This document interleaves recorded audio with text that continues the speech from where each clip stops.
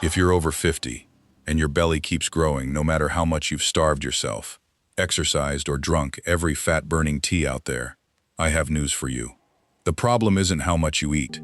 The problem is which fuel your body is burning every single day. In the next 18 minutes, I'll show you how to flip that switch so your body automatically burns belly fat, even while you're sitting still, with no starving required. After 50, metabolism slows down. Everyone knows that. But here's a truth almost no one tells you. Most of us were taught the wrong approach. We were taught to eat less, count calories, starve ourselves to lose weight. But if that approach actually worked, why are you still watching this video? Today I'm going to explain 3 things. 1. Why your body is locking belly fat instead of burning it. 2. A simple biological mechanism that can reverse this within 14 days. 3. How to apply it to your daily meals without starving, without counting calories. By the end of this video, I'll give you a concrete roadmap to start today. But before we get into the details, I want you to hear one number that will change the way you see your body forever. Your body only stores about 1,700 calories of energy from sugar, but you're carrying around up to 100,000 calories of stored energy as fat. So the question is, why does your body insist on burning that tiny 1,700 calorie tank and refuse to touch the 100,000 calories sitting right there? The answer is coming up next, and it will completely change how you think about eating.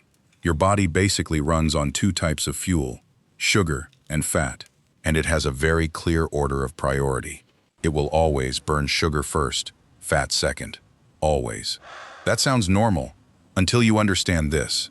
If you're constantly feeding it sugar and carbohydrates, rice, bread, pasta, fruit, sweets, your body never gets the chance to touch its fat reserves.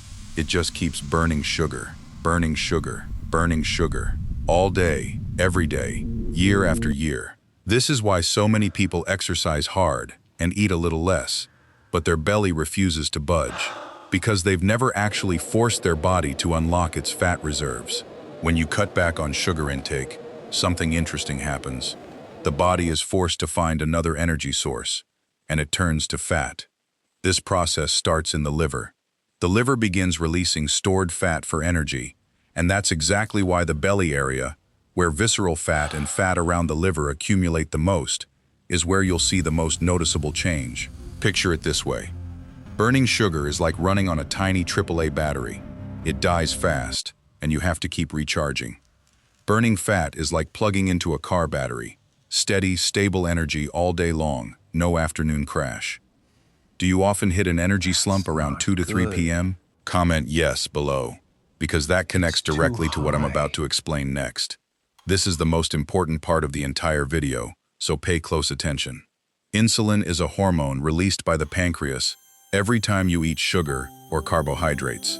Its job is to move sugar from your bloodstream into your cells to be used as energy.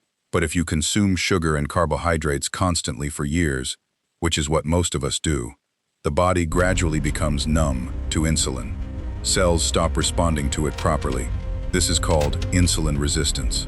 When that happens, the pancreas is forced to pump out more and more insulin to compensate. And here's the trap. When insulin levels in your blood stay chronically high, your body gets a very clear signal: don't burn fat, store it instead. In other words, chronically high insulin acts like a lock on your fat reserves. And as long as that lock is in place, no matter how much you starve yourself or exercise, your body will keep clinging to belly fat as a survival mechanism. This is exactly why so many people over 50 feel stuck. They've tried everything, but their weight sits frozen at one number, what's called a metabolic set point. The good news is, cutting sugar and refined carbohydrates lowers insulin, and when insulin drops, that lock opens. This is a mechanism, not a miracle, not some magic supplement, just basic body biochemistry. Now we get to the part I think will genuinely surprise a lot of you. What's this? When we talk about sugar, How much most of us sugar only is think in of here? candy, soda, I don't get it. sweet milk tea, but that's just the tip of the iceberg. The average person consumes about 54 grams of added sugar per day. That number alone is concerning. But here's what almost nobody knows. Other carbohydrates like rice, bread, pasta, crackers, potatoes, even beer and wine, once inside the body, they convert into sugar. and the total sugar equivalent from these sources adds up to roughly 275 grams per day, nearly half a pound of sugar entering your bloodstream daily, just from things you'd never think of as sweets. This is why so many people believe they're eating healthy, no candy, no soda, yet still can't lose belly fat, because they're still taking in a massive amount of sugar, just under a different name, starch. Most of the fat that accumulates in the liver, which directly affects waist size, actually comes from carbohydrates, not from dietary fat itself, as many people still assume. So how do you actually apply all of this? Here's the simple roadmap. The goal is to bring your carbohydrate intake below about 50 grams a day for 14 days, including hidden sources like sweet fruit, honey, and sugary sauces. In the first 1 to 2 weeks, you may see your weight drop fairly quickly. This is mostly water weight. Eggs. Here's why. Every gram of stored sugar in your body, glycogen, holds on to roughly 3 times its weight in water. When you cut sugar, glycogen stores drop, and your body releases the water that came with it, often around 5 to 6 kilograms, about 13 pounds, in just the first 1 to 2 weeks. As for sugar cravings, most people get through the hardest part, the craving phase, within about the first 3 days. After that, something unexpected happens. You won't feel that gnawing hunger between meals like before. Why? Because with no sugar to burn, the body automatically switches to eating its own stored fat to keep itself running. That's why this approach doesn't require starving yourself. Your body takes care of the rest. One important note: if you have diabetes, take medication that affects blood sugar or blood pressure, or have any underlying health condition, please talk to your doctor before making major dietary changes. This is general information, not personalized medical advice for any individual. And here's the part I think will really make you want to start today, because the benefits don't stop at your waistline. As sugar-driven inflammation decreases, many people notice their face looks less puffy and their skin visibly improves. Because insulin and blood sugar become more stable, inflammation in blood vessel walls also decreases, which relates to blood pressure and vascular flexibility. Something a lot of people over 50 will relate to. No more waking up multiple times a night to use the bathroom, because excess blood sugar is no longer dragging water through the kidneys to be excreted. Mentally, many people report better memory, sharper focus, and a more stable mood.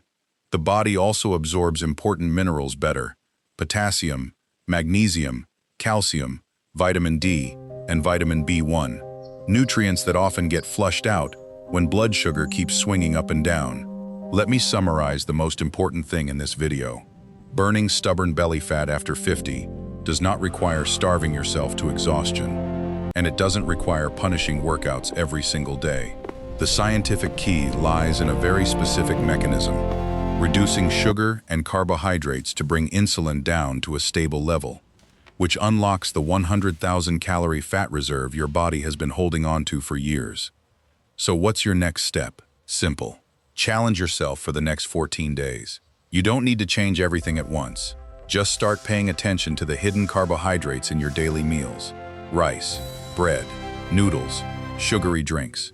Track how you feel, your energy, your sleep, and your waistline after 14 days. In the next video, I'll share exactly what a sample day of eating looks like, what to eat for breakfast, lunch, and dinner to keep carbs under 50 grams while staying full and avoiding snack cravings. Thanks for watching. If you enjoyed this, subscribe for more health tips. Your support helps us create more content like this.